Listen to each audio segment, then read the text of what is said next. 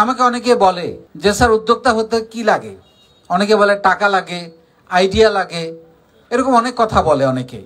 আসলে উদ্যোক্তা হইতে প্রথমে যেটা লাগে সেটা হচ্ছে সাহস।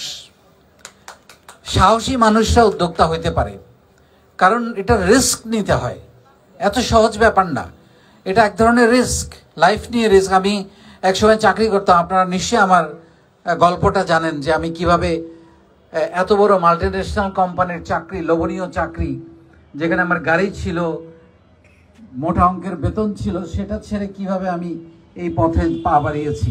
এটা ভয়াবহ রিস্ক, কিন্তু একবার যদি আপনি এটার উপর উঠে যান, চড়তে শিখে যান, তখন আর রিস্ক নাই। সো এই সময়টা খুব গুরুত্বপূর্ণ।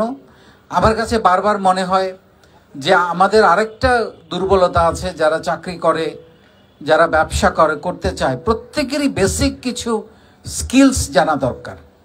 তা আমি ভাবলাম এই স্কিলসগুলো আমি তাদেরকে শেখাই, যেগুলো আমি শিখে আমার জীবনে কাজে লেগেছে। যেমন তার মধ্যে একটা প্রধানতম হচ্ছে কথা বলতে পারা, কথা বলার জড়তা কাটানো। এটা আমি আপনাদেরকে শেখাচ্ছি, আপনাদেরকে কমিউনিকেশন শেখাচ্ছি, প্রেজেন্টেশন শেখাচ্ছি, লিডারশিপ শেখাচ্ছি, ইমোশনাল ইন্টেলিজেন্স শেখাচ্ছি, আপনাদেরকে আমি সেলস অ্যান্ড মার্কেটিং শেখাচ্ছি, ডিজিটাল মার্কেটিং শেখাচ্ছি, বেসিক অ্যাকাউন্টিং শেখাচ্ছি। সো এরকম অনেক কিছু আছে যেগুলো আপনার উদ্যোক্তা হওয়ার জন্য, আপনি যেই উদ্যোগই গ্রহণ করেন, এবং উদ্যোক্তা হওয়ার A to Z